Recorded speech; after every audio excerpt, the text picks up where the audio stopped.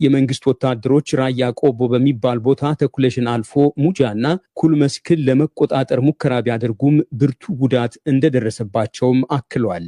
በዛ ባለፈው 11ኛ እዚህ የተበላበት ሙሉ ቦታ ነበረ። ያን ቦታ ለመቆጣጠር በዛ ሲያቀና ምንድነው ፋኖች ወደ ኋላ እንደማፈግፈግ አሉለት። ተስቦ ገዥ ቦታ ሲገባ የስበት ማዕከልን በመጠቀም አንድ ሰራዊት እንኳን ይዞ አልወጣም። የቀረው እየፎረጠጠ ወደ ከተማው ላይ ገባው። የመከላከያ ሰራዊት ቃል አቀባይ ብርጋዴር ጄኔራል ጌትነት አዳነ ስለ ሁኔታው እንዲነግሩን በእጅ ስልካቸው ደውለን ብንጠይቃቸውም ከመንግስት ኮሙኒኬሽን በኩል ካልመጣ መልስ እንደማይሰጡ አሳውቋል። የኮሙኒኬሽን ጉዳዮች አገልግሎት ሚኒስቴር ዴኤታ ከበደ ደሲሳ የተለየ ዝርዝር የሚሰጡት ነገር እንደሌለ በመጥቀስም ቀጣዩን ለዶቼ ቬሌ ተናግሯል። የተለየ መረጃ አድርገን የምንነግር ነገር የለውም። ለሚዲያ የሚሆን የተለየ ነገር የለውም።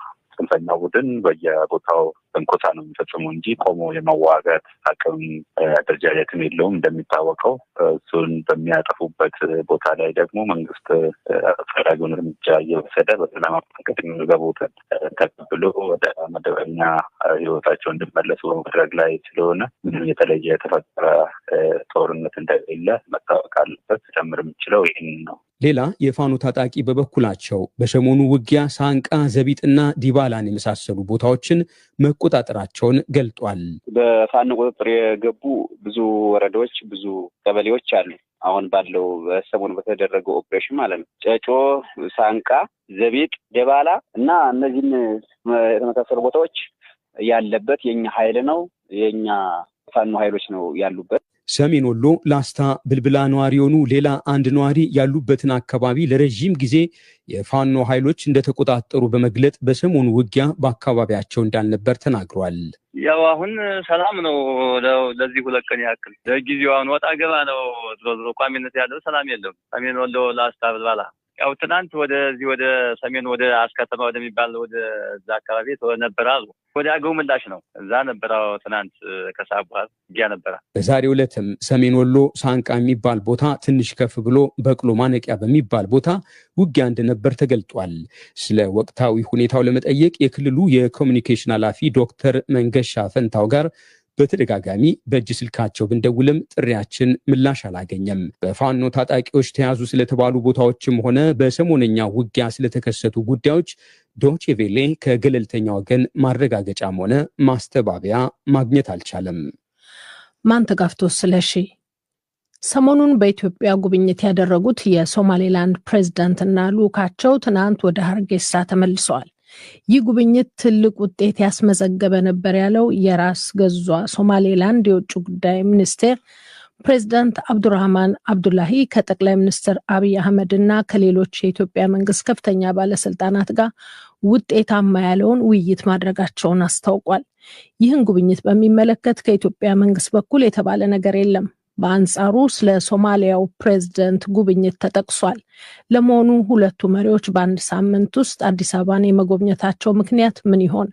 የዓለም አቀፍ ግንኙነትና የፖለቲካ ተንታኝ በማነጋገር ሰለሞን ሙጬ ከአዲስ አበባ ዘገባ አጠናቅሯል። የሶማሌላንድ ፕሬዝዳንት አብዱራህማን መሐመድ ሰሞኑን የአዲስ አበባ ጉብኝት ወዳጅነትና የትብብር ግንኙነትን የማጠናከር ብሎም በመጓጓዣ፣ በንግድ፣ በደህንነትና በሌሎች የሁለትዮሽ መስኮች ትብብርን የማሳደግ ዓላማ እንደነበረው የሶማሌላንድ የውጭ ጉዳይ ሚኒስቴር አስቀድሞ አስታውቋል። ፕሬዚዳንቱ ኢትዮጵያ በነበሩበት ወቅት ከጠቅላይ ሚኒስትር አብይ አህመድ እና ከሌሎች የኢትዮጵያ መንግስት ከፍተኛ ባለስልጣናት ጋር ውጤታማ ውይይት አድርገዋል ሲልም ገልጿል። ይህ በእንዲህ እንዳለ ከ4 ቀናት በፊት የሶማሊያው ፕሬዚዳንትም አዲስ አበባን ጎብኝተው ተመልሰዋል። የሁለቱ መሪዎች ጉብኝት መገጣጠም ወይስ የታቀደበት የሚለውን ስማቸውን ትተው ትንታኔ የሚሰጡ አንድ የዓለም አቀፍ ግንኙነትና የፖለቲካ ተንታኝን ጠይቀናቸው ማብራሪያ ሰጥተዋል። አልሸባብም የተጠናከረ እንቅስቃሴ ውስጥ እንዳለ እናውቃለን። ሶማሌዎች ልበል በጠቅላላው ክላን ቤዝድ ኮሚኒቲ ከመሆናቸው የተነሳ በቅርቡ በኢትዮጵያ ውስጥ በሶማሌና በኦሮሞ ብሔሮች መካከል በአጎራባች ወረዳዎች አካባቢ የተነሳውን የጸጥታ ጉዳይንም ሀሳቢ ማድረግ ፍሬ የሚቋጥር ነገር ነው የሚሆነው። እዚህ ለኔ ጉብኝታቸው በቀጥታ ከጸጥታ ጋር የተያያዘ ሊሆን እንደሚችል መገመት ይቻላል። ምክንያቱም አሁን ያለው የጸጥታ ሁኔታ ለሁሉም ሰላም የሚነሳ ስለሆነ። ከዛ ውጭ ግን ምናልባት እንግዲህ ጠቅላይ ሚኒስትሩ በሁለቱ በሞቃዲሾ እና በሶማሌላንድ መካከል ያለውን የተጎረባበጠ ግንኙነት ለመሸምገልም ጥረት ቢያደርጉ የሚገርም ነገር አይሆንም እና ከሱም አንግል ሊሆን ይችላል። ሶማሊያ እንጂ ሶማሊላንድ የምትባል ሀገር የለችም ያሉት ተንታኙ የቱርክ ፕሬዝዳንት ኢትዮጵያና ሶማሊያን በአንካራ ከሸመገሉ በኋላ ውሉ አንዳቸው የሌላኛውን ሉዓላዊነት ለማክበር ቃል መግባታቸውን ስላሳየን የወደብ አጠቃቀምን ጉዳይ በተመለከተ ከሞቃዲሾ እንጂ ከሀርጌሳ ጋር ሌላ ውል እንደማይኖራቸው መተማመኛ የተገኘና እየታየ ያለውም ይሄው ነው ሲሉ እውቅና የሚባለው ጉዳይ መቅረቱ በተግባር እየታየ ስለመሆኑ ጠቅሰዋል። ሶማሌላንድና የኢትዮጵያ ጉዳይ ውል አልባ ነገር ነው እየሆነ ያለው። ዲፕሎማሲ አንዳንዴ ንግግር ነው፣ አንዳንዴ ደግሞ ከድርጊት የሚቀዳ ነውና ከድርጊታቸው ላይ ተነስተን እንናገር ብንል ኢትዮጵያ ሶማሌላንድን እንደ ሀገር ታይበት የነበረው አተያይ መቀየሩን አይተናል በተግባር። ምክንያቱም አብረው ሲቆሙ አናያቸውም። በይፋ አውቄሻለሁ ላውቅሽ ነው ወይም ሲምቦሊክ የሆነ የዲፕሎማቲክ አክቲቪቲንም አናይም እንደ ሀገርነት የሚያስቆጥራትን። ስለዚህ ከሱ አንግል እንግዲህ ሞቃዲሾን አላስከፋም፣ ሲያስከፋም አላየም። ስለዚህ ሶማሌላንድ እንግዲህ ወደ ቀድሞ ወደ ነበራት ከሀገር በመለስ ባለው ተክለ ቁመና ላይ እንደምትገኝ መናገር ይቻላል። ኢምፕሊኬሽኑ ይሄ ነው፣ ግልጽ የሆነው የዲፕሎማቲክ ኢምፕሊኬሽን። መሬት ላይ ያለው ተጨባጭ እውነታ ይህ ከሆነ ኢትዮጵያና ሶማሌላንድን ምን ያገናኛቸዋል የሚለውንም ተንታኙን ጠይቀናቸው ምላሽ ሰጥተውበታል። የበርበራ ወደብን አጠቃቀም በተመለከተ ከሶማሌላንድ ጋር የተለያዩ ድርድሮች ሲካሄዱ ነበረ።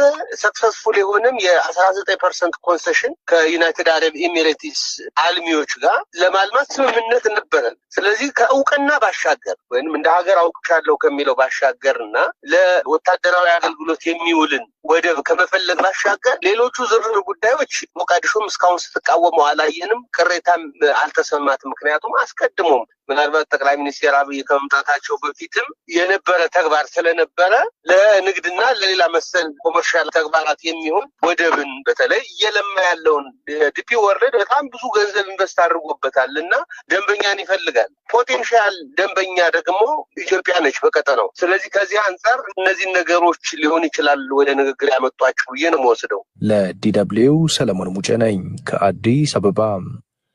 በጋምቤላ ክልል ኑዌር ብሔረሰብ ዞን ላረ ወረዳ በጎርፍ ምክንያት ተፈናቅለው ከነበሩ መካከል 7000 የሚደርሱ ነዋሪዎች ወደ ቀያቸው መመለሳቸውን የወረዳው አስተዳደር አስታወቀ።